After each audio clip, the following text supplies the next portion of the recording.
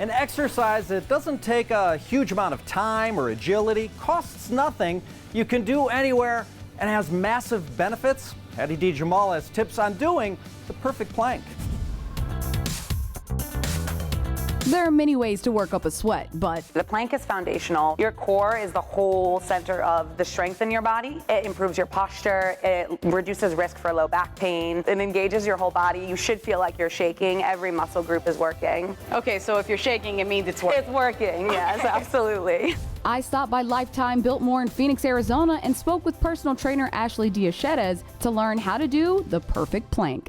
Starting with the setup. When you're putting your hands down, you want to have them stacked directly under your shoulder so you have a nice straight line. If you have your hands a little bit further up in front, it's going to put a little bit extra pressure on that shoulder. So you want to make sure you're nice and straight, shoulder, elbow, wrist. Spread your fingers a little bit wide like you're trying to almost grip the floor. You want to be on the toes of your feet, and you want to be able to activate and really squeeze your glutes. Think about squeezing your belly button in towards your spine and pulling it up behind your ribs. That's going to help you be nice and strong through your core. While you're doing that, if you're squeezing your glutes, your quads will also activate as well. Drive your hands into the floor, pushing yourself up and away. And you want to kind of pack your shoulders down. Most people end up getting sore in their neck because they hunch up.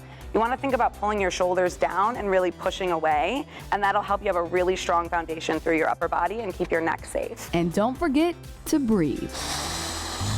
Next, tweak the position for intensity. When you come down to your elbows, it's going to pull that center of gravity down to the floor just a little bit more, and it's going to make it harder for you to hold this position. That gravitational pull is going to really want to pull you down. Yeah, I'm really feeling gravity right now. And feet placement matters too. It can be very narrow to make it harder, but a little bit wider base makes it just a little bit easier to hold. If you get to a point where you feel like you have a little bit more in you, but you can't really hold this position, you can always drop your knees right down to the floor. Notice how that makes it just a little bit easier. It takes a lot of the pressure off.